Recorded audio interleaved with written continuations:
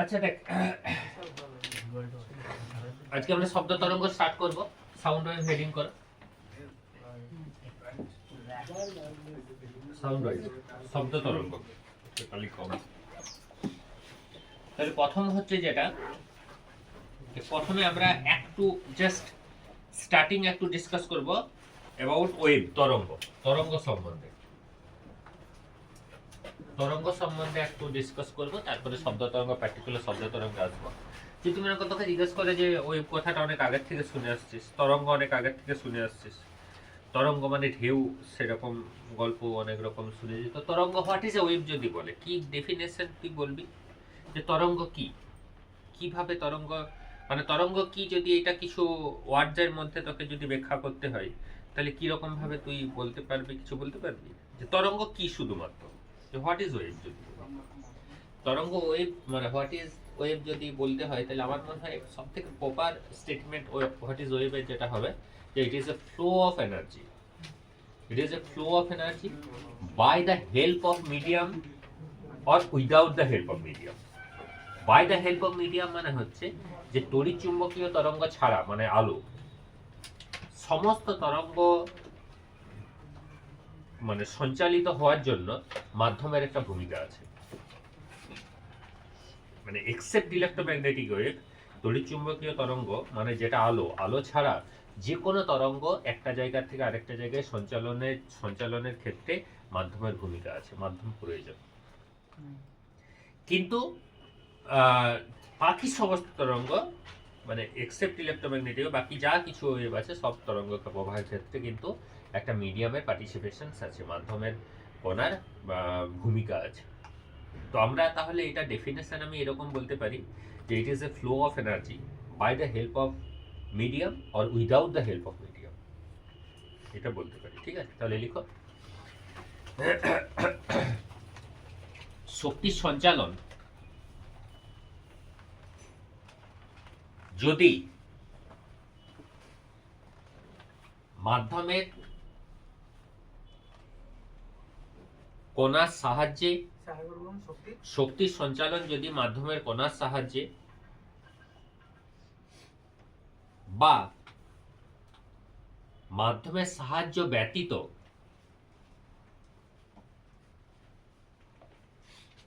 মাধ্যমের সাহায্য ছাড়া, ছাড়া লিখে আরো সহজ বাংলা, ছাড়া সঞ্চালিত হয়, তখন তাকে তরঙ্গ বলা যায়। এবারে এই যে ওয়েভটা না, এই ওয়েভটাকে আমরা অনেকগুলো ভাগে ভাগ করতে পারি, কিন্তু according to the progress of wave, তরঙ্গটা কেমন ভাবে প্রোগ্রেস করে, প্রবাহিত হয়, according to the progress of wave আমরা এই তরঙ্গটাকে দুটো ভাগে ভাগ করতে পারি। আরেকবার বলছি যে তরঙ্গগুলোকে অনেক রকম ভাবে ভাগ করে যেতে পারে। আমরা হিট একটা কাইন্ড অফ ওয়েভ, লাইট একটা কাইন্ড অফ ওয়েভ, সাউন্ড একটা কাইন্ড অফ ওয়েভ, অন্য কিছু হতে পারে, কিরকম বলবো আমি, যদি জলের প্রবাহ একটা ঢেউ, সেটাও একটা তরঙ্গ বলতে পারি।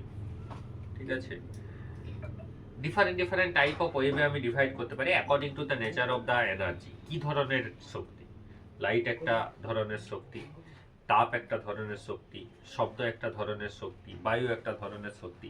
এই শক্তির বিভিন্নতার অনুসারে তরঙ্গের বিভিন্ন বিভিন্ন নাম হতে পারে। কিন্তু but according to the progress, কেমন ভাবে সঞ্চালিত হচ্ছে তরঙ্গটা, কেমন ভাবে প্রবাহিত হচ্ছে, সেটার রেসপেক্টে আমরা তরঙ্গকে দুটো ভাগে ভাগ করব। ঠিক আছে, তাহলে লিখো। তরঙ্গের সঞ্চালন কেমন ভাবে হয় সেই ভিত্তিতে, তরঙ্গের সঞ্চালন কেমন ভাবে হয় সেই ভিত্তিতে তরঙ্গকে দুই ভাগে ভাগ করা যায়। একটা হচ্ছে লঙ্গিটিউডানাল ওয়েভ, আর একটা হচ্ছে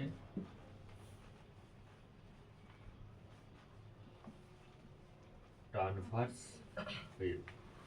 একটা হচ্ছে লঙ্গিটিউডানাল ওয়েভ মানে হচ্ছে তোর অনুদৈর্ঘ্য তরঙ্গ, আর একটা হচ্ছে ট্রান্সভার্স ওয়েভ যার বাংলা হচ্ছে তির্যক তরঙ্গ। একটা হচ্ছে অনুদৈর্ঘ্য তরঙ্গ আর একটা হচ্ছে তির্যক। এই দুটো ভাগে ভাগ করা যায়।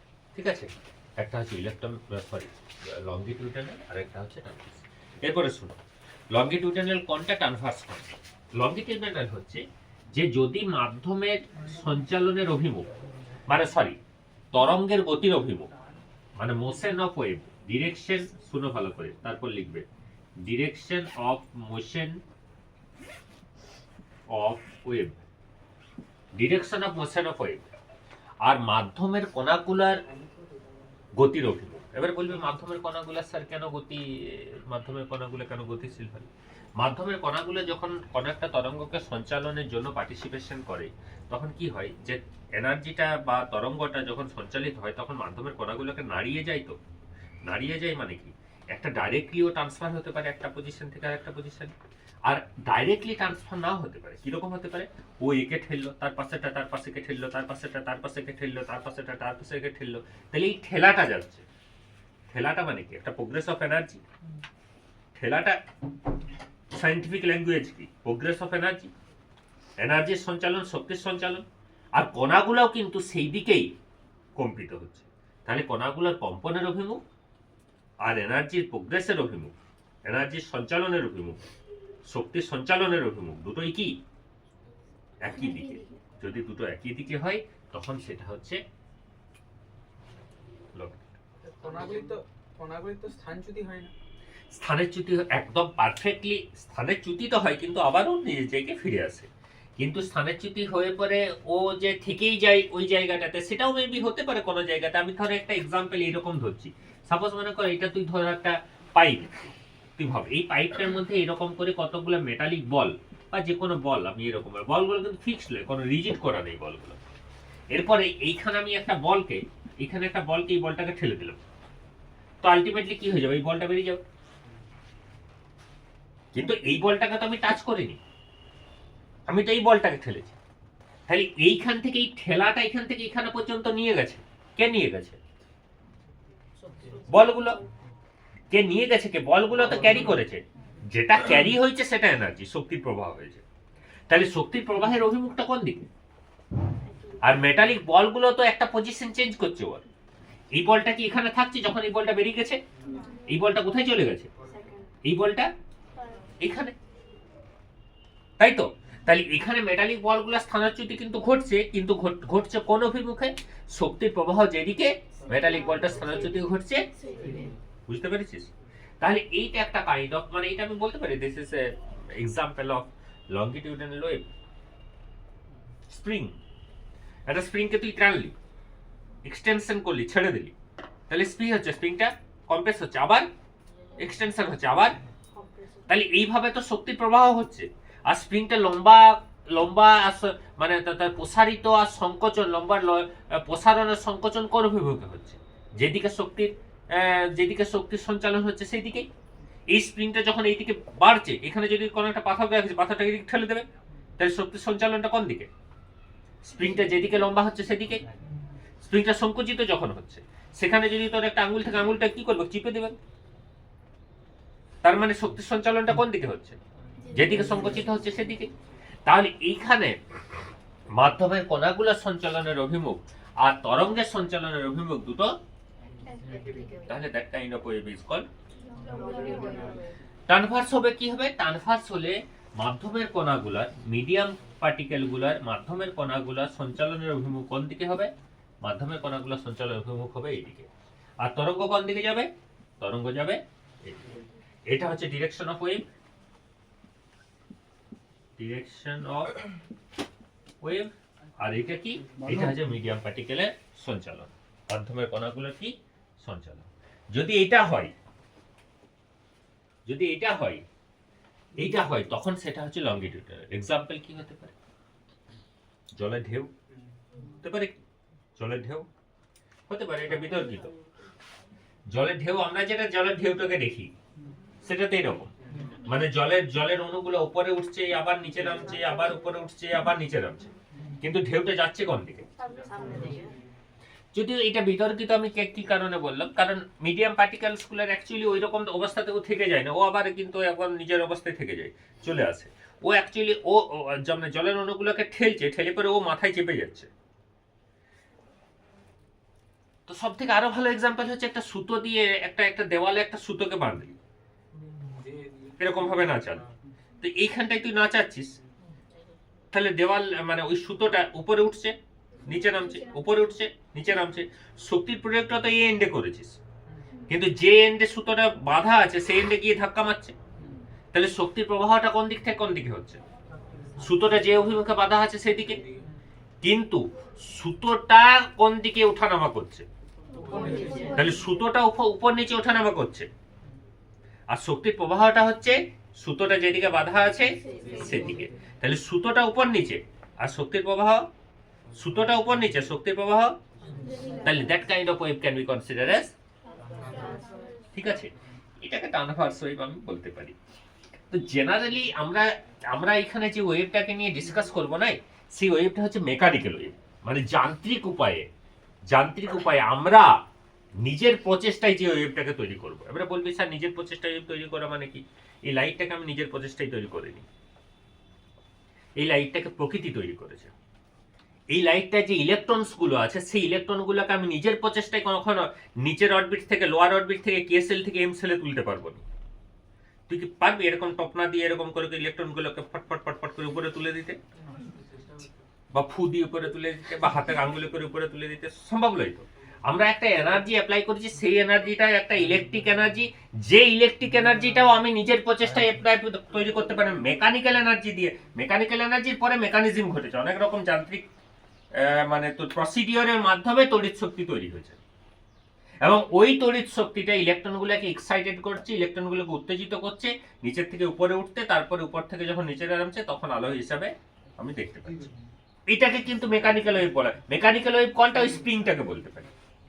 স্প্রিংটাকে আমি টেনেছি, আমার নিজের শক্তি দিয়ে টেনেছি, ছেড়েছি, স্প্রিংটা ওঠানামা করছে, তীর ধনুকের তীরটাকে আমি ওই ইয়েটাকে টানছি, এটা আমি নিজের শক্তি দিয়ে টানছি, তা টানছি ছাড়ছি তো তীরটা বেরোচ্ছে, এইটাকে আমি মেকানিক্যাল ওয়েভ বলতে পারি। বুঝতে পেরেছিস তো? এইটাকে আমি মেকানিক্যাল ওয়েভ বলতে পারি, কিন্তু ওইটাকে আমি মেকানিক্যাল ওয়েভ বলতে পারবো না। ঠিক আছে, তাহলে দুটো লিখা ডেফিনেশন গুলো, প্রথমে লংগিটিউডিনাল তারপর ট্রান্সভার্স। প্রথমে লিখো মাধ্যমের কোণার সঞ্চালন এবং তরঙ্গের গতির অভিমুখ, মাধ্যমের কোণার সঞ্চালনের অভিমুখ, সরি মাধ্যমের কোণার গতির অভিমুখ, মাধ্যমের কোণার গতির অভিমুখ এবং তরঙ্গের সঞ্চালনের অভিমুখ যদি একই দিকে হয়, তরঙ্গের সঞ্চালনের অভিমুখ যদি একই দিকে হয়, তখন থাকো কে বলছে, যদি একই দিকে হয় তাকে অনুদৈর্ঘ্য তরঙ্গ বলে। ঠিক আছে, যেমন শব্দ তরঙ্গ,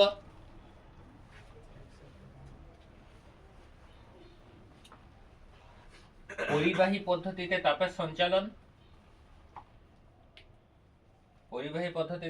সঞ্চালন, আর হচ্ছে কার কি লিখবি, যে কোনো কিছু লিখ, ছেড়ে দে, ইত্যাদি। তারপর আরেকটা লিখ আলাদা পারে, লিখ মাধ্যমের কণার গতির অভিমুখ,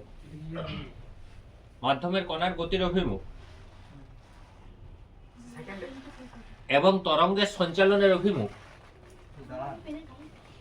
মাধ্যমের কণাগুলির গতির অভিমুখ এবং তরঙ্গের সঞ্চালনের অভিমুখ, এত আস্তে আস্তে, মাধ্যমের কণাগুলির গতির অভিমুখ এবং তরঙ্গের সঞ্চালনের অভিমুখ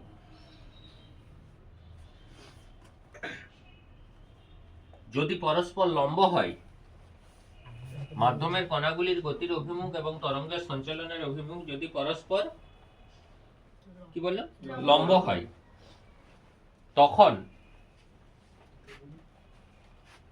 সেই তরঙ্গকে তির্যক তরঙ্গ বলে। যেমন ইলেকট্রোম্যাগনেটিক ওয়েভ একটাই লিখ, তড়িৎচুম্বকীয় তরঙ্গ আর যে সুতোর যে উদাহরণটা বললাম ওটাও লিখতে পারি, তাই ওটা ব্যাখ্যা করে লিখতে হবে বড় করে, তো তাই আমি আর বললাম না। এবার তড়িৎচুম্বকীয় তরঙ্গের বিভিন্ন ভাগ আছে বুঝলি, এক্স রে, গামা রে, দৃশ্যমান আলো, রেডিও ওয়েভ, ইনফ্রারেড, বুঝতে পারছো তো, বেতার তরঙ্গ, এগুলো রেডিও হবে। তো এগুলো আর আলাদা করে লেখার দরকার নেই, তড়িৎচুম্বকীয় তরঙ্গ লিখে রাখ। তড়িৎচুম্বকীয় তরঙ্গের আলোচনা আমাদের ক্লাস 12 এ আছে। তড়িৎচুম্বকীয় তরঙ্গ লিখো, শুধু তড়িৎচুম্বকীয় তরঙ্গ বা আলো, ঠিক আছে? তড়িৎচুম্বকীয় তরঙ্গ বা আলো হয়ে গেছে, গল্প শেষ। এরপর শোনো, আচ্ছা শোনো মন দিয়ে, আমরা এখানে যে তরঙ্গ নিয়ে আলোচনা করব সেই তরঙ্গটা পার্টিকুলার শব্দ তরঙ্গ।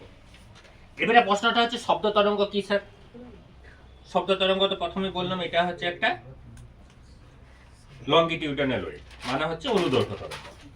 আরেকটা সর্বতরঙ্গের নেচার হচ্ছে এটা একটা মেকানিক্যাল ওয়েভ, মানে যান্ত্রিক তরঙ্গ। যান্ত্রিক অনুদৈর্ঘ্য তরঙ্গের ক্ষেত্রে তরঙ্গের বেগের রাশিমালা আমরা বের করব, ঠিক আছে? আমি পরবর্তী ক্ষেত্রে পরবর্তী সময়তে শব্দ তরঙ্গ কিভাবে বিস্তার লাভ করে, শব্দ তরঙ্গ কিভাবে বিস্তার লাভ করে তার কিছুটা জায়গা আমাকে এখানেও বলতে হবে। তো আমরা শব্দ তরঙ্গকে নিয়ে আলোচনা করব। প্রথমে লিখ শব্দ তরঙ্গ, হেডিং ধরো সর্বত্র তরঙ্গ, শব্দ তরঙ্গ লিখাবে, তারপর বলছি।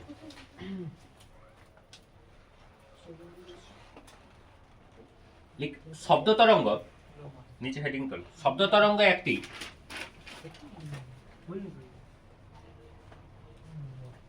অনুদৈর্ঘ্য যান্ত্রিক তরঙ্গ। শব্দ তরঙ্গ একটি অনুদৈর্ঘ্য যান্ত্রিক তরঙ্গ।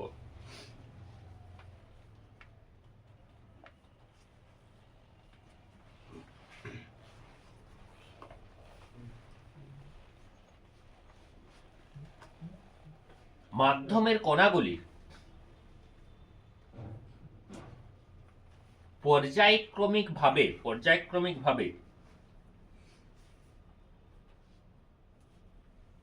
রেয়ারিফিকেশন কম্প্রেশনের বাংলা কি? হ্যাঁ ঠিক আছে। তনুভবন এবং ঘনীভবন সংগঠিত করে, তনুভবন এটাকে রেয়ারিফিকেশন বলে, ইংরেজিতে লিখতে পারো রেয়ারিফিকেশন আর কম্প্রেশন। তনুভবন এবং ঘনীভবন সংগঠিত করে রেয়ারিফিকেশন আর রেয়ারি রেয়ারিফিকেশন এবং কম্প্রেশন সংগঠিত করে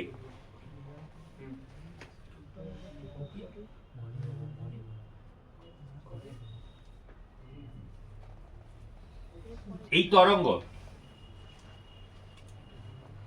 সঞ্চালিত হয়, এই তরঙ্গ সঞ্চালিত হয়।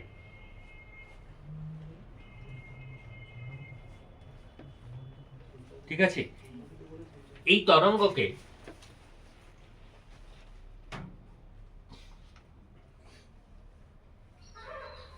যান্ত্রিক স্থিতিস্থাপক অনুদৈর্ঘ্য তরঙ্গ বলা হয়। যান্ত্রিক স্থিতিস্থাপক অনুদৈর্ঘ্য তরঙ্গ বলা হয়। যান্ত্রিক স্থিতিস্থাপক অনুদৈর্ঘ্য তরঙ্গ বলা হয়। এবার একটু গল্পটা শুনুন। এবার একটু যান্ত্রিক স্থিতিস্থাপক তরঙ্গ বলা হয়, ঠিক আছে? এবার একটু গল্পটা শুনুন। দেখ, মনে কর এটা হচ্ছে বায়ু কণাগুলো, ঠিক আছে? এটা হচ্ছে বায়ুর অণু। ভালো করে মন দেখো, দেখতে তো পাই না, এখন মনে করো দেখতে পাচ্ছি। এটা হচ্ছে এয়ার মলিকুল। এই এয়ার মলিকুল গুলো কি হচ্ছে অবজার্ভ করো।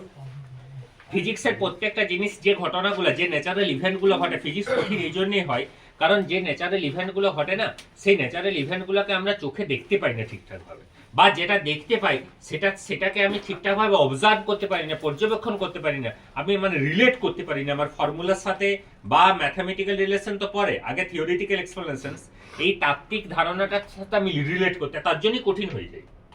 তুই ইমাজিন কর, আমার এই রুমটার মধ্যে কি আছে? এয়ার আছে, কিন্তু এয়ার মলিকুলগুলোকে আমি দেখতে পাচ্ছি। এই রুমটার মধ্যে তো এয়ার আছে, ইন বিটুইন আস কি আছে? এয়ার আছে, কিন্তু এয়ারটাকে কি দেখতে পাচ্ছি? এবার তুই কল্পনা কর যদি এয়ারটাকে দেখতে পেতাম তাহলে কি হতো? তাহলে ওই জলের ভুড়ভুড়ির মতো বা ওই রকম গোল গোল বলের মতো এয়ার মলিকুলগুলো চারিদিকে ছুটে বেড়াচ্ছে, তাই তো? এয়ার মলিকুলগুলো চারিদিকে ছুটে বেড়াচ্ছে, এটাই তো ইমাজিন কর। এবারে আমার মুখ থেকে, এই মুখ থেকে কি বেরোচ্ছে? একটা এনার্জি বেরোচ্ছে। এই মুখ থেকে কি বেরোচ্ছে? শব্দ বেরোচ্ছে।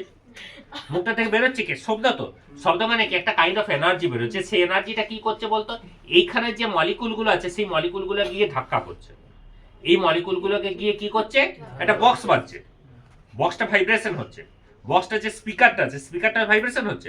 হাত দিলেও বোঝা যায়, হাত দিলে তো খুব ভালোভাবে বোঝা যায় যে কিছু একটা জিনিস ধাক্কা করছে, কিছু একটা জিনিস ভাইব্রেট। বা তুই শব্দ দেখ, খুব খুব স্পিডে শব্দ, ডিজে। তো ডিজের যে সাউন্ডটা, সেই সাউন্ডটা মনে হয় না ধাক্কা লাগছে কিছু একটা? এয়ার মলিকুলগুলো এসেই ধাক্কা করছে। তাহলে এয়ার মলিকুলগুলো আলটিমেটলি কি হচ্ছে? এয়ার মলিকুলগুলো প্রোগ্রেস হচ্ছে, এয়ার মলিকুলগুলো কি হচ্ছে? সঞ্চালিত হচ্ছে। এবারে কিভাবে সঞ্চালিত হচ্ছে এটা হচ্ছে আমি এখানে স্লো মোশনে সেটাকে দেখাবো। ঠিক আছে, এখানে ধরে নেই এই এয়ার মলিকুলগুলোকে ঠেলছে। কে ঠেলছে? সাউন্ড এনার্জি, মেকানিক্যাল এনার্জি ঠেলছে। যখনই মেকানিক্যাল এনার্জি ঠেলছে তখন এই মলিকুলগুলো গিয়ে কি হয়ে যাবে? এখানে জড়ো হয়ে যাবে। ভালো করে ভাব, এখানে গিয়ে জড়ো হয়ে গেল, এখানে গিয়ে জড়ো হয়ে গেল। তাহলে এই জায়গাটায় কি হলো? এই জায়গাটা একটু ফাঁকা হয়ে গেল। এই জায়গাটা যখনই ফাঁকা হয়ে গেল, এই জায়গাটা হয়ে গেল রেয়ারিফিকেশন। এই জায়গাটার ঘনত্বটা কমে গেল, এই জায়গাটা এয়ার মলিকুলগুলোর ঘনত্বটা কমে গেল। আর এইখানে ওই এয়ার মলিকুলগুলো কোথায় চলে গেছে? তাহলে এই জায়গাটাতে এয়ার মলিকুলগুলোর ঘনত্বটা, তাহলে এটা হয়ে গেছে কি? এটা হয়ে গেছে কম্প্রেশন। কিন্তু কিন্তু ওই যেগুলা যে এয়ার মলিকুলগুলো ওই জায়গাটায় চলে গেছে, সে কি ওইখানে রয়ে যাবে? সে ওখানে রইবে না। কেন রইবে না? কারণ তার স্থিতিস্থাপক ধর্ম অনুসারে আগে যেমন ছিল, আগে আমি যেমনি ছিলেন তেমনি করে দেন। সে আবার কি করবে? আগে যে জায়গায় ছিল সেই জায়গাতেই ফিরে আসবে। তাহলে কি হবে? এখানে কম্প্রেশন হবে। কিন্তু বললাম কি স্থিতিস্থাপক ধর্মের জন্য ও তো ওই জায়গাটা থাকবে না, ও ওই জায়গায় থাকবে না। তাহলে কি হবে? আবার তার পূর্বের অবস্থাতে, আবার তার নিজের জায়গাটাতে ও ফিরে আসবে। এবারে ভাব, যখনই নিজের জায়গাটায় ফিরে আসবে, এ তো নিজের জায়গাটায় ফিরে আসবে, কিন্তু এ তো ঠেলে দিয়েছে এইগুলোকে। যখন এইগুলো ঠেলে দিয়েছে, তখন ওই ঠেলার জন্য এইখানে যে জিনিসপত্রগুলো, মানে এইখানে যে মলিকুলগুলো ছিল, সে আবার পাশেরটাই চলে যাবে, তাই না? যখন পাশেরটাই চলে যাবে তখন এই জায়গাটায় কি হয়ে যাবে? আর এই জায়গাটায় কি হয়ে যাবে? তাহলে রিপিট এন্ড রিপিট কি হবে? রেয়ারিফিকেশন এন্ড কম্প্রেশন। এইভাবে এই এনার্জিটা কি করবে? এনার্জিটা প্রোগ্রেস করবে এই দিক থেকে এই দিকে। এবারে মলিকুলগুলো সেই হারমোনিয়ামের কি বলে, ওই যে জিনিসটা বেলোটার মতো। তাহলে কি হবে? একবার কম্প্রেশন, একবার রেয়ারিফিকেশন, তাই না? যখন টানছিস ওটা কি হচ্ছে? কম্প্রেস করে যাচ্ছে না?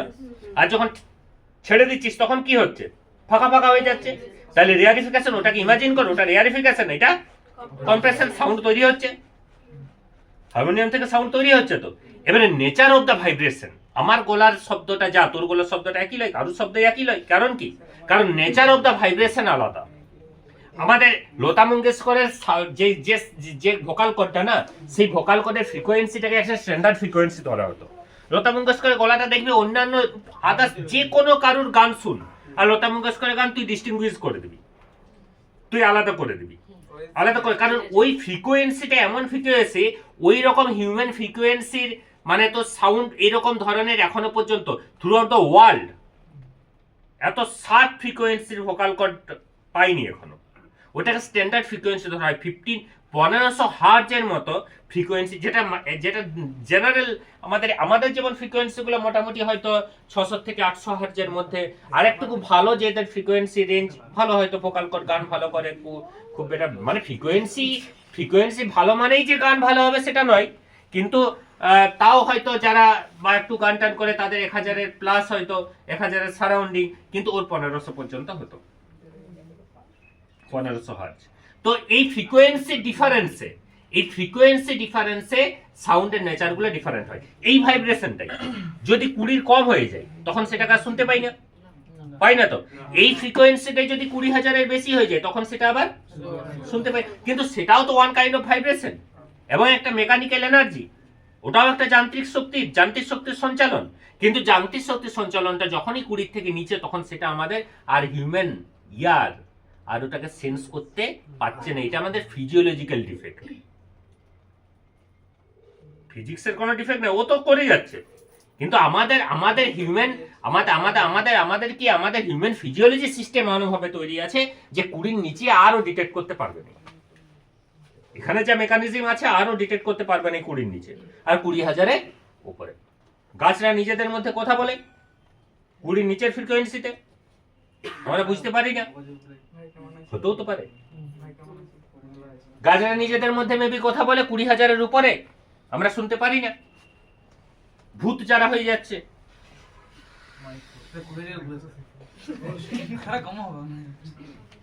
যারা মনে কর সুপার পাওয়ার না কি বলে ওটাকে, তাহলে সেখানে ওরা নিজেদের মধ্যে কনভারসেশন করে 20 নিচে বা 20,000 উপরে, আমরা দেখতে পাচ্ছি নি, শুনতে পাচ্ছি নি, তারা নিজেরা শুনতে পারে, হতে তো পারে। তুই প্রত্যেকটা জায়গায় ফিজিক্সের এরকম প্রত্যেকটা জায়গায় কোনোটাই অ্যাবসুলেট ট্রুথ বা অ্যাবসুলেট রং বা অ্যাবসুলেট ফলস বলে কিছু নেই। এবং এইটা ওই কি যেন ওই যে যারা গাজাতে বোমা ফেলছিল, কি নামটা, ইসরায়েল, তো ওদের একটা গ্রুপ অফ সায়েন্টিস্ট পেপারে কিছুদিন আগের পেপার কাটিং বলছে, যে ওরা এটা নিয়ে ইনভেস্টিগেশন করছিল যে গাছরা কি নিজেদের মধ্যে কোনো কমিউনিকেট করে কি করে না। এটা অনেক মানে তোর আমাদের মানে এক্সপেরিমেন্টাল পর্যায়ে, কিন্তু তাদের একটা গ্রুপ অফ সায়েন্টিস্ট এই এভিডেন্সটা খুঁজে পেয়েছে যে গাছরা নিজেদের মধ্যে কমিউনিকেট করে। কোনো একটা কিছু ডিটেক্টর রেখে পরে ওরা দূরে সরে গিয়ে গাছকে কোনোদিন কেটে গাছটা নিজে ইয়ের মধ্যে দেখিয়েছে যে ওদের ওই যে ইয়েগুলো আছে, ইনস্ট্রুমেন্টগুলো আছে, সেই ইনস্ট্রুমেন্টগুলোর মধ্যে কিছু মানে কিছু পরিবর্তন দেখা গেছে, কিছু আননোন ফ্রিকোয়েন্সি পাওয়া গেছে, যে ফ্রিকোয়েন্সিগুলো কিন্তু কোনো মানে অন্য যে ফ্রিকোয়েন্সি আমরা জানি সেই ফ্রিকোয়েন্সিগুলোর মতন নয়। এবং সেভারেল টাইম দেখা গেছে, অনেক টাইম দেখা গেছে, এবং ওখান থেকে ওদের ওই যেটা এক্সপেরিমেন্টাল ইয়ে, সেখান থেকে ওরা একদম কনক্লুশন নিয়েছে যে গাছরা নিজেদের মধ্যে কমিউনিকেট করে, plants are communicate by their language. আজ থেকে হয়তো 100 বছর 200 বছর পরে এইটা মেবি ইনভেনশন হতেই পারে। তো আমরা 20 নিচের শব্দটা শুনতে পাচ্ছি না, 20,000 উপরে শুনতে পাচ্ছি না, সেটা আমাদের ডিফেক্ট। কিন্তু জেনারেট তো হচ্ছে, এটা তো ট্রুথ, যে ভাইব্রেশন জেনারেট হচ্ছে, কম্পাঙ্ক তৈরি হচ্ছে, 20 নিচে তৈরি হচ্ছে, সেটা আমি শুনতে পাচ্ছি না। তাহলে এরকম শব্দ তো থাকতেই পারে ইউনিভার্সে অনেক কিছু, যেটা 20,000 উপরে বা 20 নিচে। ঠিক সিমিলার আলোর ক্ষেত্রেও আমরা 2,500 থেকে মোটামুটি 8,000, 2,000 থেকে মোটামুটি 8,000 এটা পর্যন্ত আমরা দেখতে পাই। 2,000 থেকে 8,000 অ্যাংস্ট্রম, 2,000 থেকে 8,000 × 10⁻⁻10 মিটার এই তরঙ্গ দৈর্ঘ্যের আলো আমরা দেখতে পাই। 2,000 নিচে আমরা দেখতে পাই না এক্স রে, গামা রে, এসবগুলো। আর 8,000 উপরের গুলো আমরা দেখতে পাই না। বেটার তরঙ্গ যেটা রেডিও ওয়েভের, তো ওয়েভ লেন্থ 300 মিটারের কাছাকাছি, 200 মিটারের কাছাকাছি দেখতে পাই না। সেটা তো আমাদের হিউম্যান ফিজিওলজিক্যাল সিস্টেমের আমাদের ফল্ট বা আমাদের সেই মেকানিজম নেই। কিন্তু আছে তো, আজকে তো সায়েন্টিফিক্যালি এটা প্রুভ, এবং বিভিন্ন ইনস্ট্রুমেন্ট তৈরি হয়ে গেছে যারা এক্স রে দিয়ে তো এত কাজ কারবার চলছে, গামা রে নিয়ে এত কাজ কারবার চলছে, মেডিকেল সায়েন্সে তো এত এসপেক্টস, তাই না? তারপরেও মেবি থাকতে পারে, তাহলে থাকতে পারে সবকিছুই, আমরা হয়তো কিছুটা জানি। প্র্যাকটিক্যালি এটাই ট্রু, যে থাকতে পারে সবকিছু এবং আছেও সবকিছু প্রকৃতির মধ্যে। আমরা জানছি খাপলে কিছু জিনিস, যতটুকু জানছি ততটুকু অ্যাকুমুলেট করে পড়ছি, এটাই হচ্ছে গল্প। তো যাই হোক, আমরা নিজেদের মধ্যে কথা বলছি যে যেটা নিয়ে, সেটাই শব্দ তরঙ্গ। লিভিং ওয়ার্ল্ড যেটা নিয়ে কমিউনিকেট করছে সেটাই শব্দ তরঙ্গ। আমরা ওইটুকু নিয়ে আলোচনা করছি এখন আপাতত। তো সেক্ষেত্রে তাহলে কি বলা যেতে পারে, এই রেয়ারিফিকেশন কম্প্রেশন এই জিনিসটাকে রেয়ারিফিকেশন কম্প্রেশন গেল, বোঝা গেল তো? তাহলে দেখতে হবে কি ঘটছে এই জায়গাটাতে। এই জায়গায় ঘটছে যখনই এয়ার মলিকুলগুলো বা মাধ্যমের কণাগুলো এখানে চলে আসছে, তখন এখানের ঘনত্ব বেড়ে যাচ্ছে। ভালো করে বুঝ, ঘনত্ব বেড়ে যাচ্ছে, মাসের চেঞ্জ হচ্ছে না, ঘনত্ব বাড়ছে, বেশি এয়ার মলিকুল আসছে। ঘনত্ব বাড়ার সাথে সাথে ওখানে প্রেসারের চেঞ্জ হচ্ছে, প্রেসারের চেঞ্জের সাথে সাথে ভলিউম চেঞ্জ হচ্ছে। কারণ যখন একটা গ্যাসিয়াস সিস্টেমের ক্ষেত্রে প্রেসার আর volume related by Boyle's law, বলে গেছে বয়েল, চার্লস বলে গেছে একটা আলাদা রকম ভাবে ল। মানে আমাদের গ্যাসিয়াস সিস্টেমকে রিপ্রেজেন্ট করার জন্য যে সমস্ত ভৌত রাশিগুলো, যে সমস্ত মানে প্রাথমিক ভৌত রাশিগুলো মূল প্রাধান্য দেওয়া হয়েছে, সেগুলো হচ্ছে চাপ, আয়তন, তাপমাত্রা, এই তিনটেই মেন। তারপরে হচ্ছে ইন্টারনাল এনার্জি মানে আভ্যন্তরীণ শক্তি। যদি কেমিস্ট্রিতে থার্মোডাইনামিক্স পড়ে থাকিস তাহলে ওখানে দেখবি থার্মোডাইনামিক ফার্স্ট ল এর ক্ষেত্রে ইন্টারনাল এনার্জির কনসেপ্ট আছে, ধারণা আছে।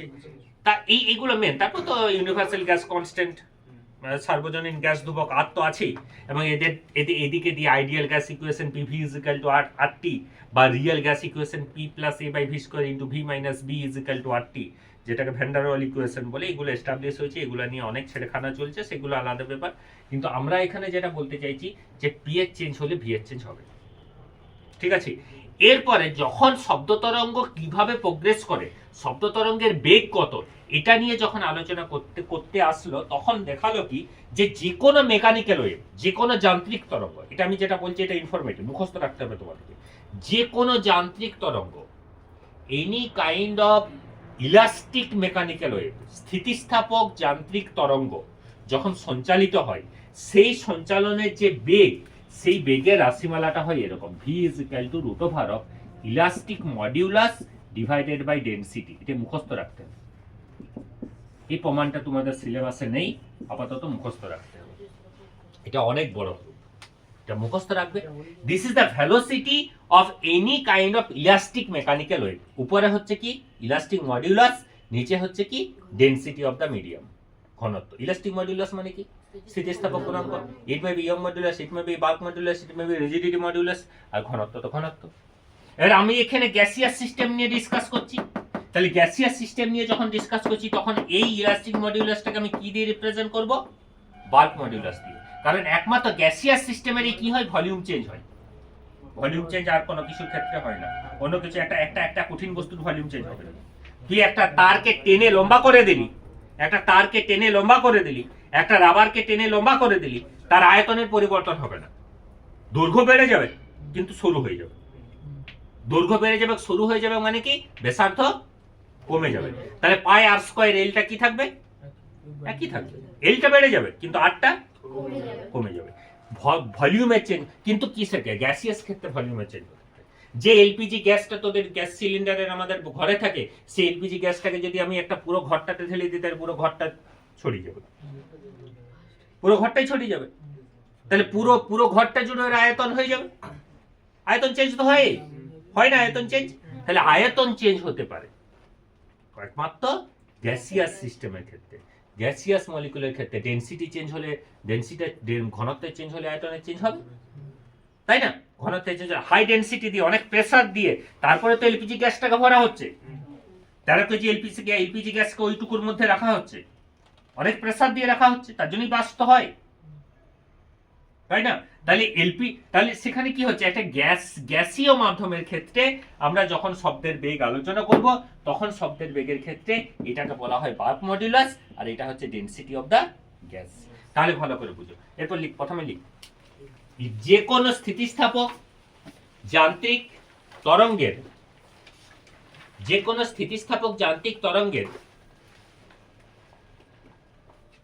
বেগ, যে কোনো স্থিতিস্থাপক যান্ত্রিক তরঙ্গের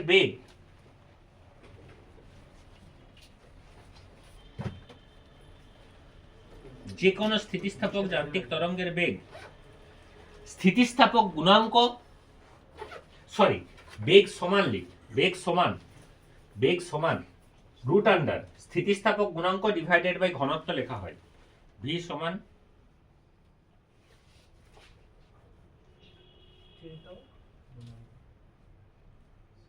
√, স্থিতিস্থাপক গুণাঙ্ক ডিভাইডেড বাই ঘনত্ব লেখা হয়। স্থিতিস্থাপক গুণাঙ্কটাকে ক্যাপিটাল ই লিখতে পারিস, ইলাস্টিক মডুলাসটা ক্যাপিটাল ই দিয়ে বোঝানো হয়। হয়েছে তো? একটু প্রথমে লিখো কঠিন মাধ্যমে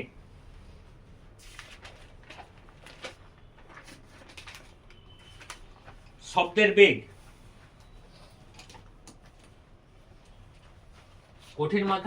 বেগ, V সমান √y ডিভাইডেড বাই রো লেখা হয়। এটা হচ্ছে কঠিন মাধ্যম, মানে কি সলিড, S লিখিলে। আর গ্যাসীয় মাধ্যম V লিখি √, কে ডিভাইডেড বাই রো লেখা হয়, যেখানে ব্র্যাকেটে ওয়াইটা কি আর কেটা কি দুটোই লিখে নিবি। কেটা হচ্ছে ইয়ং মডুলাস আর ওয়াইটা হচ্ছে বাল্ক মডুলাস। ইয়ং গুণাঙ্ক আর বাল্ক মডুলাসের বাংলা কি বলে? আয়তন বিকৃতি গুণাঙ্ক। তাই তো? মনে আছে পূর্ব পাঠের পুরাণ আলোচনা?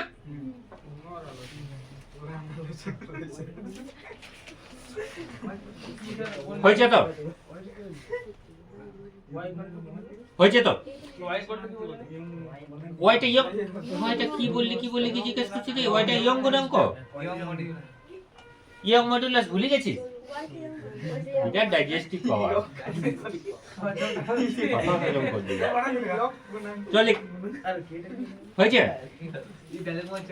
এরপর শোন, আচ্ছা শব্দ তরঙ্গের বেগটা কোন মাধ্যমে বেশি হওয়া উচিত বলতো? ওই ছবিটা দেখে, মানে ওই সমীকরণ দুটো দেখে শব্দ তরঙ্গের বেগটা কোন মাধ্যমে বেশি হওয়া উচিত? কেন? গ্যাসীয় মাধ্যমের ঘনত্বটা কম, গ্যাসীয় মাধ্যমে ঘনত্বটা কম, আর শব্দ তরঙ্গের মানে সলিডের ঘনত্ব কি বেশি। আর এটার কোনো গল্প নাই, এই দুটোর কোনো গল্প বেশি কমে জানা নেই, তাই তো? এটার গল্পটা হচ্ছে জানা নেই। এবারে জানো, প্রথমে জানতে হবে যেটা, যে সাউন্ডের বেগ, শব্দ তরঙ্গের বেগ সলিডে অনেক বেশি দেন গ্যাসীয় মাধ্যমে। গ্যাসীয় মাধ্যমে অনেক বেশি। শব্দ তরঙ্গের বেগ কঠিন মাধ্যমে যে যত স্পিডে যায়, গ্যাসীয় মাধ্যমে তার থেকে অনেক কম স্পিডে যায়। মানে একটা লোহার পাইপ মনে করা আছে, লোহার পাইপে ওইদিকে কেউ কানটা দাবলো, তুই একদম এই এন্ডে যদি একটা টুং করে দিস না, ওই টুংটা ও প্রথমে ওই ইয়ে দিয়ে শুনতে পাবে, লোহার পাইপটা দিয়ে, তারপর লোহার পাইপের ভেতরে যে এয়ারটা আছে সেই এয়ারটা দিয়ে শুনতে, দুটো শব্দ ও আলাদা আলাদা ভাবে শুনতে পাবে। একটু লম্বা যদি হয় পরিষ্কার শুনতে পাওয়া যাবে। তার জন্য ট্রেন যখন রেলওয়ে ট্র্যাকে যখন ট্রেন আসে না, অনেক দূর থেকে ট্রেনটা রেলওয়ে ট্র্যাকে আছে কিনা কান বাজলে ঠিক আছে, এটা হয়। তো এক্ষেত্রে দেখো কেন কেন কেন তার কারণটা হচ্ছে এখানে তো হয় যে এটা হচ্ছে solid is greater than gas, এটা হয়, এটা হয়, এটা যেমন হয় সেই রকম y এরও সলিড, মানে y এর ভ্যালুটা ইজ ভেরি ভেরি গ্রেটার দেন, অনেক অনেক বেশি দেন কে। ইয়ং মডুলাসের ভ্যালু অনেক বেশি বাল্ক মডুলাসের ক্ষেত্রে। একটা জিনিস ভাব, একটা কঠিন বস্তু স্থিতিস্থাপক গুণাঙ্কের মান বেশি হবে না গ্যাসীয় মাধ্যমের ক্ষেত্রে। এটা আমি কি বলেছিলাম, স্থিতিস্থাপক ধর্ম মানে কি, যে বস্তুটাকে যত সহজে ডিফর্ম করা যাবে সেই বস্তুটা তত কম স্থিতিস্থাপক ধর্ম, যে বস্তুটাকে আকৃতির পরিবর্তন করা যত কঠিন সেটা তত বেশি তত ভালো স্থিতিস্থাপক ধর্ম। তাহলে কঠিন বস্তুকে আকৃতির পরিবর্তন করা তো সহজ, গ্যাস কত সহজেই সহজ, যে কোনো উপায়ে গ্যাস তো আকৃতির পরিবর্তন হয়েই আছে, বরং ওর আকৃতি একটা জায়গায় রাখাটাই কঠিন, তাই তো? সেইখানে একটা কঠিন বস্তুর আকৃতির পরিবর্তন করা কি অনেক কঠিন, এটা কঠিন, যে কোনো কঠিন বস্তু তোকে দিল, সেই কঠিন বস্তুর আকৃতির পরিবর্তন করা এত সহজ, একটু তো কঠিন হবে কি, যত কঠিন তো কঠিন অনুযায়ী প্রকৃতি অনুযায়ী পরিবর্তন হবে। কিন্তু Y is very very greater than K, এর ওয়াইটা এতই বেশি যেখানে এই রো এর পরিবর্তনটা তার কাছে বিরাট কিছু নয়, এটা যদি 50 গুণ হয় ওটা 5000 গুণ হবে, বুঝতে পেরেছিস তো? তার জন্য শব্দ তরঙ্গ সলিডে অনেক বেশি আর গ্যাসীয় মাধ্যমে অনেক কম। এইটা নিয়ে কোনো সমস্যা নেই, বুঝলি, এটা নিয়ে কোনো সমস্যা নেই, এই ছবিটা নিয়ে মানে এই সমীকরণটা নিয়ে কারোর কোনো প্রবলেম নেই, এটা ঠিক আছে। এটা শব্দ তরঙ্গে সলিড মিডিয়ামে বেগ কত সেটা নির্ণয় করার জন্য ইকুয়েশনটাকে নিয়ে কোনো চাপ নেই, চাপটা হচ্ছে নিচেরটাকে। গ্যাসীয় মাধ্যমে শব্দ তরঙ্গটা কেমন ভাবে পরিবর্তন হয়, এই পরিবর্তনটা এই সমীকরণটার সাহায্যে সঠিকভাবে নির্ণয় করা যায় না, এটা নিয়ে অনেক সমস্যা আছে। ঠিক আছে, কেন সমস্যা আছে? কারণ গ্যাসীয় মাধ্যমে যখন শব্দ তরঙ্গ সঞ্চালিত হয় না, শুধুমাত্র আয়তনের পরিবর্তন হয় না, আমি তো আয়তনের পরিবর্তন ধরে নিচ্ছি শুধু, কিন্তু আয়তনের পরিবর্তনের সাথে সাথে চাপের পরিবর্তন হয়, চাপের পরিবর্তনের সাথে সাথে তাপেরও পরিবর্তন হবে, PV = RT। তাহলে এই চাপ তাপ এই সব জিনিসগুলোকে নিয়ে একটা কিছু ঘটছে, এবং এইটা কেমন ভাবে ঘটছে, এটা দুজন বিজ্ঞানীর প্রপোজাল ছিল। একজন হচ্ছে according to Newton the velocity of sound, according to Newton the equation of velocity of sound, তারপরে সেটাকে কারেকশন করেছিল ল্যাপ্লাস, ল্যাপ্লাস কারেকশন। ঠিক আছে, প্রথমে নিউটন তারপর ল্যাপ্লাস। তাহলে লিখো গ্যাসীয় মাধ্যমে শব্দের বেগ সংক্রান্ত নিউটনের সূত্র। গ্যাসীয় মাধ্যমে, আর এই জিনিসটা লিখে নিবি যে শব্দ তরঙ্গ কঠিন মাধ্যমে বেশি, এই জিনিসটা যেটা আমি লিখেছি এইটা, এই জিনিসটা লিখে নিবি একটু।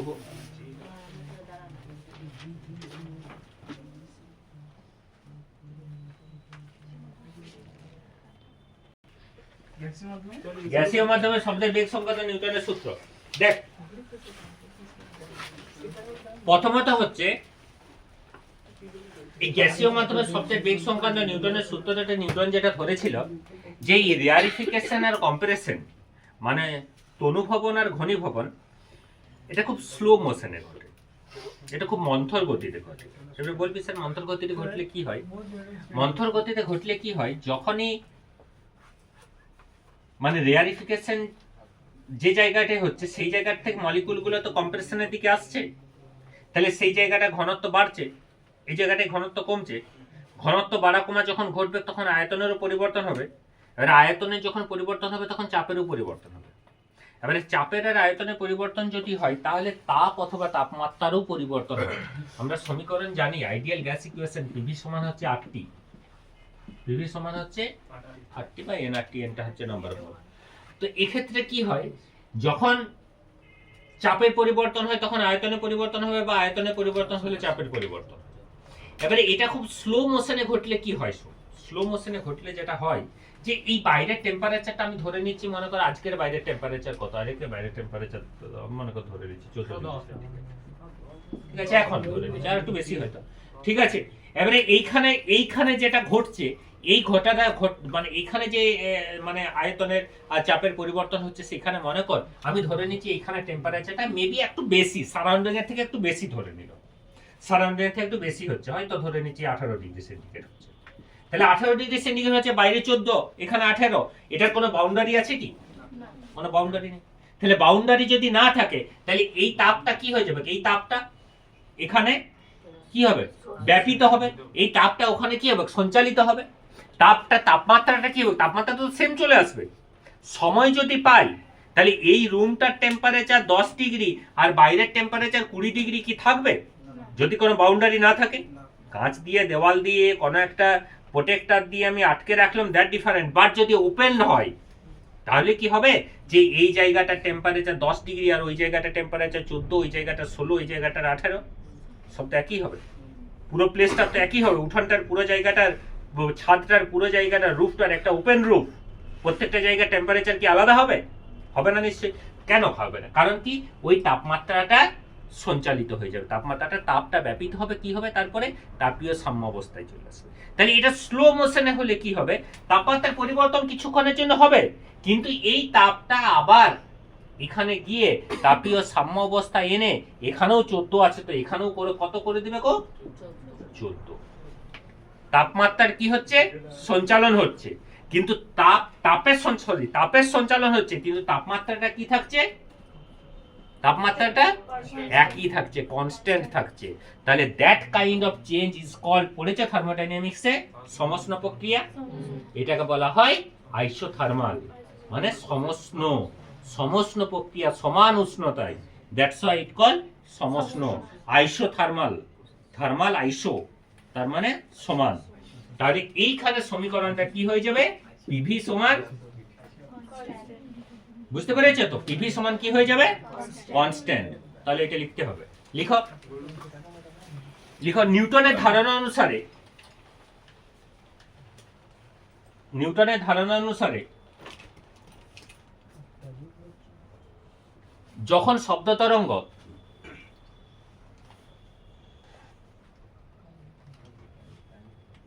সঞ্চালিত হয়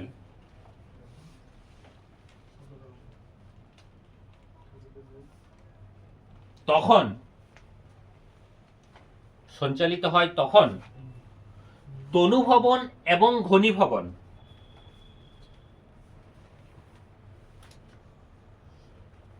গ্যাসীয় মাধ্যমে সঞ্চালিত, ঠিক আছে, গ্যাসীয় মাধ্যমে তো বলাই আছে। তনুভবন এবং ঘনীভবন স্লো মোশন মানে কি বললাম, ধীর গতিতে, দেখো ধীর গতিতে সম্পন্ন হয়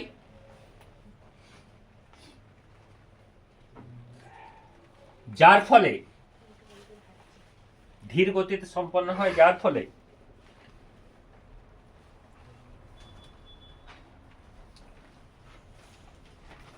ধীর গতিতে সম্পন্ন হয় যার ফলে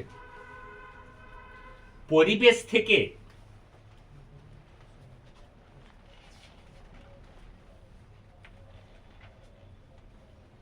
তাপের সঞ্চালনের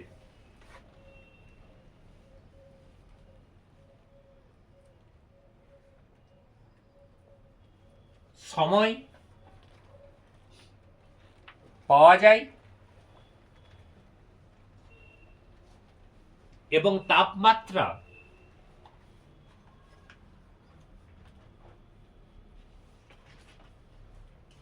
একই থাকে। এই পরিবর্তনকে তাপমাত্রা একই থাকে, এই পরিবর্তনকে তাপমাত্রা একই থাকে, এই পরিবর্তনকে কি বলে? এই পরিবর্তনকে সমষ্ণ পরিবর্তন বলে। এবং এই ক্ষেত্রে এটা মুছতে হবে, একেবারে এটা মুছাই মুশকিল।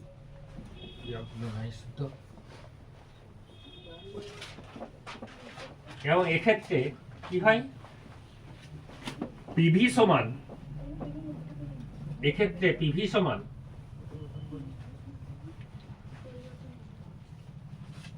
এক্ষেত্রে পিভি সমান ধ্রুবক হয়। এনআরটি লেখা দরকার না, পিভি সমান ধ্রুবক হয়। পিভি সমান হচ্ছে কনস্ট্যান্ট, পিভি সমান হচ্ছে কনস্ট্যান্ট, ঠিক আছে। এরপরে কি করবো, আমি বোথ সাইড ডিফারেন্সিয়েশন করবো। আগে দেখে নাও কেন করছি, তারপর পরে করছি। বোথ সাইড ডিফারেন্সিয়েশন করছি, বোথ সাইড ডিফারেন্সিয়েশন করলে এটা তো ডিফারেন্সিয়েশন অফ কনস্ট্যান্ট, এটা কি হয়ে যাবে পি ইন্টু ডিভি, এটা কি হবে ভি ইন্টু ডিপি, এটা কি হবে 0। তাহলে এখান থেকে পি সমান আমি দেখো লিখতে পারি, আমি একটু ডাইরেক্ট লিখে দিচ্ছি, উপরে ডিপি নিচে ডিভি বাই ভি, একটু ডাইরেক্ট লিখে দিলাম। তোমরা তো ডাইরেক্ট লিখো না, তুমি একটু ভিটা উপরে তুলে তারপর নিচে নেওয়া হবে, ঠিক আছে তো, হয়েছে। এরপরে শুন, এই যে ডিপি এটা কি, এই ডিপি যেটা ভালো করে বুঝে, এই ডিপিটা কি প্রেসারের চেঞ্জ, প্রেসারের চেঞ্জ মানে it can be written as মানে ভলিউম স্টেজ। এটাকে ভলিউম স্টেজ মানে কি বলতে পারি আমি, আয়তন পীড়ন, ভলিউম স্টেজ। আর এটাকে কি বলতে পারি, আয়তন বিকৃতি। আয়তন পীড়ন বা আয়তন বিকৃতিকে কি বলতে পারি, কে, কে কি আয়তন বিকৃতি গুণাঙ্ক। তাহলে আমরা ওই ভিজি রাশিমালাটা কি করেছিলাম, root over of K divided by rho, তার জায়গায় কি লিখতে পারি, root over of P divided by rho. পিটা কি আয়তন বিকৃতি গুণাঙ্ক আর চাপ দুটোই। তাহলে এই রুমটার চাপ কি অ্যাটমসফেরিক প্রেসার, এই রুমটার চাপ কি বায়ুমণ্ডলীয় চাপ। তাই এখানের বায়ুমণ্ডলীয় চাপ তো ব্যারোমিটারের সাহায্যে দেখে দেবো। এখানে বায়ুমণ্ডলীয় চাপ কি, তোর ওই জিওগ্রাফির রুমে যে ব্যারোমিটারটা আছে সেই ব্যারোমিটারটা বলে দেবে বায়ুমণ্ডলীয় চাপ কি। আর বায়ু ঘনত্ব একটা কনস্ট্যান্ট এভারেজ ধরাই হয়, যে এই হাইট অনুযায়ী বায়ুর ঘনত্ব এইরকম ভাবে, বায়ুর ঘনত্ব অনুযায়ী আয়নোস্ফিয়ার, অ্যাপোস্ফিয়ার, অ্যাপোস্ফিয়ার, হেটোস্ফিয়ার, মেসোস্ফিয়ার, পিসিস্ফিয়ার। এখানে কি হবে, পি ডিভাইডেড বাই রো। তো তাহলে পি ডিভাইডেড বাই রো, দেখ ভালো করে শুন, এই পি ডিভাইডেড বাই রো যদি করা হয়, এই ভ্যালুটা কত হয় বলতে, এটা নিয়ার অ্যাবাউট 280 হয়। এই ভ্যালুটা ক্যালকুলেট করলে কত হয় জানিস তো, এই ভ্যালুটা ক্যালকুলেট করলে হয় আর্থ সারফেসে নিয়ার অ্যাবাউট 280। কিন্তু শব্দের বেগ কত বলতো, শব্দের বেগ হচ্ছে নিয়ার অ্যাবাউট 330। তাহলে 50 গেল কোথায়, ভুল আছে। এই সমীকরণ দেখা যাচ্ছে 280, আর ওখানে 330, প্র্যাকটিক্যালি 330। তাহলে প্র্যাকটিক্যালি 330, তাহলে প্র্যাকটিক্যালি যেটা আর সেখানে থিওরিটিক্যাল যেটা পাচ্ছি দুটোর মধ্যে মিসম্যাচ হচ্ছে। তাহলে এখানে ইট শুড বি রেকটিফাই, এটা এটার কি, এটা সংশোধন প্রয়োজন। এই সংশোধনটা যে করেছিল সেই বিজ্ঞানীর নাম হচ্ছে ল্যাপ্লাস। জায়গা রেখে দাও, এটুকু করে নেবে না, করে নিবে এখনই, করো করো করো করো। লিখ লিখ ব্যবহারিকভাবে দেখা গেছে শব্দের বেগ এই উপায়ে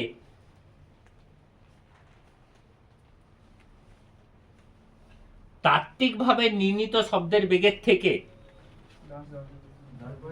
এই উপায়ে দেখা গেছে শব্দের বেগ তাত্ত্বিকভাবে নির্ণীত শব্দের বেগের থেকে কিছুটা কম। তাত্ত্বিকভাবে নির্ণীত সব বেগের থেকে কিছুটা বেশি, সরি তো সরি বেশি, ব্যবহারিকভাবে তো বেশি 330 আর পাওয়া যাচ্ছে 280, তাহলে তো অ্যাকচুয়ালি বেশি পাওয়া যাচ্ছে না ব্যবহারিকভাবে, মানে অ্যাকচুয়াল বেগটা যেটা পাচ্ছি তার থেকে বেশি, তাই তো। তারপরে লিখ সুতরাং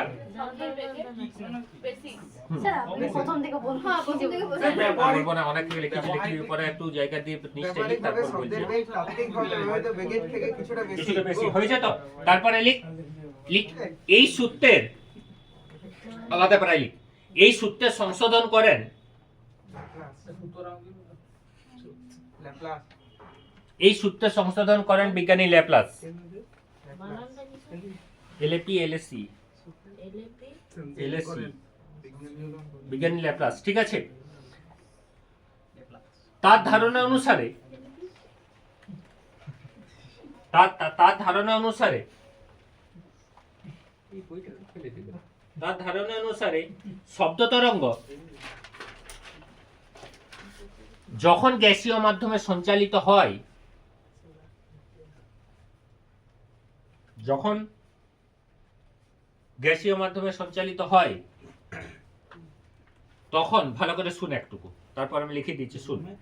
এই যে রেয়ারিফিকেশন আর কম্প্রেশন যেটাকে স্লো মোশনে হচ্ছিল, ওইটা কি হয়, ওইটা স্পিডে হয়, বুঝতে পেরেছিস তো। রবীন্দ্রসঙ্গীত লয়, মডার্ন সঙ্গীত, জপা জপ জপা জপ।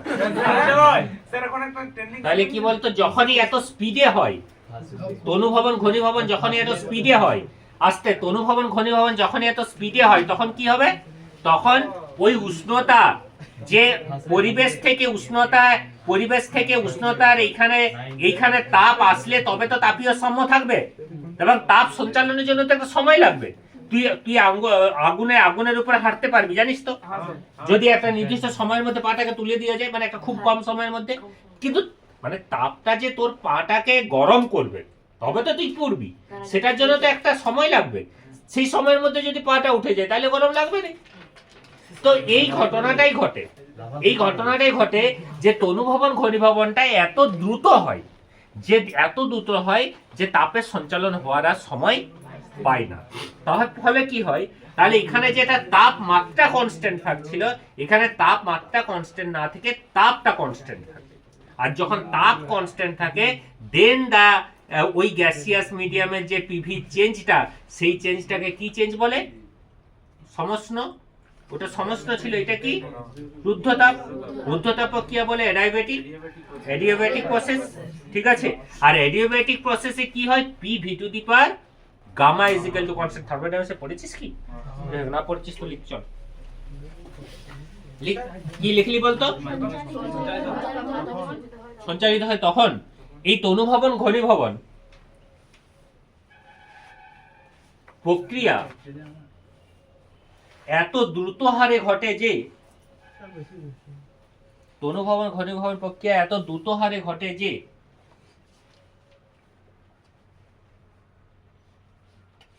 পরিবেশের থেকে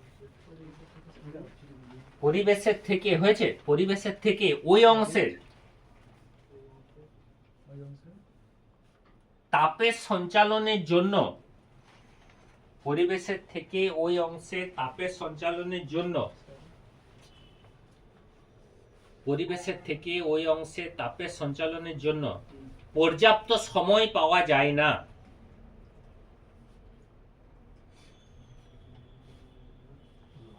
পর্যাপ্ত সময় পাওয়া যায় না। কালকে বৃহস্পতিবার পর্যাপ্ত সময় পাওয়া যায় না, তাই ওই অংশে তাপ ধ্রুবক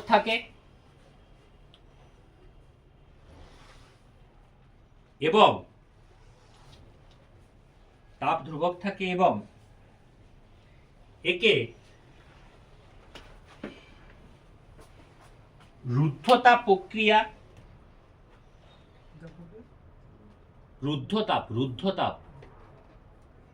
অ্যাডিয়াবাটিক রুদ্ধতাপ প্রক্রিয়া বলা হয়। সেক্ষেত্রে রুদ্ধতাপ প্রক্রিয়া বলা হয়, সেক্ষেত্রে P V to the power gamma is equal to কি হয়, P V to the power gamma is equal to constant. ঠিক আছে, ওখানে ব্র্যাকেটে লিখে নেবে gamma is the ratio of the specific heat. Gamma হচ্ছে সিপি বাই সিবি, তোরা যদি পড়েছিস থার্মোডাইনামিক্সে, না হলে এগুলো ফিজিক্সে পড়ে আছে। Gamma is equal to CP by CV. এটা হচ্ছে স্থির চাপে গ্যাসের আপেক্ষিক তাপ, আর ওটা হচ্ছে স্থির আয়তনে গ্যাসের আপেক্ষিক তাপ। ঠিক আছে, তো এটা হয়। এরপরে কি করব দেখ, এরপরে ওই again same type of differentiation করব। একটু ডিফারেন্সিয়েশনটা মন দিয়ে ঘরে করবে, আমি একটু স্টেপ জাম্প দিয়ে তাড়াতাড়ি করে দিচ্ছি না।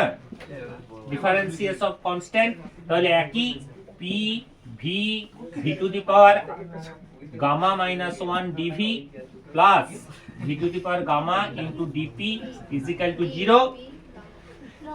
তাহলে এখান থেকে পি ইনটু গামা সমান হচ্ছে তোর DP divided by DV by V.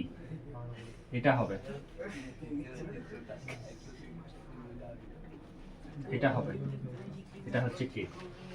আগেরটার ক্ষেত্রে যেটা কে সমান পি হচ্ছিল, এখন কে সমান কি হবে, কে সমান গামা ইনটু পি। তাহলে আগেরটার ক্ষেত্রে V is equal to root over of K divided by rho, মানে পি ডিভাইডেড বাই রো হচ্ছিল, এখানে gamma P divided by rho হবে, এখানে গামা একটা অ্যাড হবে। This gamma is called correction factor. এই গামাটাকে বলা হয় কারেকশন ফ্যাক্টর। এখানে আমি 2-3টা স্টেপ জাম্প করেছি। ঠিক আছে, 2-3টা স্টেপ জাম্প করে দিচ্ছি, তোরা যে এই জাম্পটা নিজে ঠিক করে করবি, জাম্প না করে এটা লেখো না, এটা নিজে করবে। কি করবে, ফার্স্ট ফাংশন আনচেঞ্জ করেছি, পিটা আনচেঞ্জ করেছি, V to the power gamma differentiation করেছি। তাহলে কি হয়ে যাবে, গামা, এটা গামা ভি নয় সরি, এটা gamma into V to the power gamma minus 1 into dv. x to the power n এর ডিফারেন্সিয়েশন কি হয়, n into x to the power n minus 1। ঠিক আছে, আর এখানে কি করেছি, ভি টু দি পাওয়ার গামাটাকে আনচেঞ্জ করেছি, p এর ডিফারেন্সিয়েশন করেছি, ডিপি লিখেছি। তারপর কি করেছি শোনো, তারপর ভি টু দি পাওয়ার গামাটাকে কমন নিয়েছি। ভি টু দি পাওয়ার গামাটাকে কমন নিয়ে ভেতরে যে অংশটা আছে সেটা equal to 0, because V to the power gamma not equal to 0। এখান থেকে V to the power gamma common নিয়েছি, বুঝতে পেরেছো? তারপরে যতক্ষণ আমি বলছি না, ততক্ষণ 3-4 বার করা হয়ে যেত, একবার লয়। গামা ইনটু পি, আর তোরা এখন হাঁ করে শুনছিস, বুঝতেই পারছিস যে তোরা ইতালি করে ঘরে যে এত রিসার্চ করতে হবে তোমাদেরকে। তাহলে V to the power gamma is not equal to 0, তাহলে কি হবে, এটা ইকুয়াল টু 0। ভাগে ভাগে চৌচির করে দিচ্ছি, আর ভাঙা সম্ভব নয়, যত ভাঙি দিচ্ছি আমি।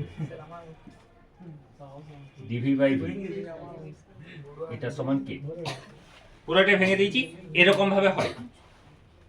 ঠিক আছে, আর এই ভি টু দি পাওয়ার গামা ডিফারেন্সিয়েশনটাতে gamma into V to the power gamma minus 1 into dv, এটা কেন হয় যদি বলিস, এটাও আরো ভাঙা যাবে, কিন্তু এটা আমি ভাঙছি না, কারণ ডিফারেন্সিয়েশন ক্লাস 11 এ তো তোদের হয়েছে, এটা নিশ্চয়ই জানিস তো। এটা আমি দেখিয়ে দিচ্ছি যদিও কেমন করে হয়। দেখ, B into V to the power গামাটাকে কেমন লিখছি, D by dv V to the power gamma into dv লেখা যাবে তো। তাহলে এটা কি হবে, ddx of x to the power n এর ডিফারেন্সিয়েশন কি হবে, gamma into V to the power gamma minus 1 into dv. বুঝতে পেরেছো তো?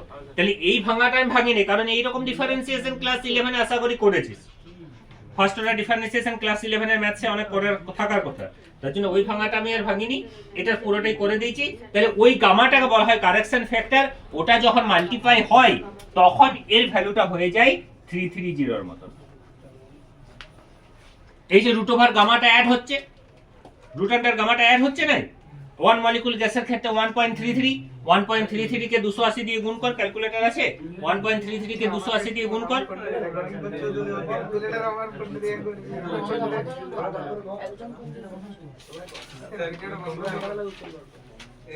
হ্যাঁ 1.33 কে 280 দিয়ে গুণ কর, দেখ এটা হবে, ঠিক আছে।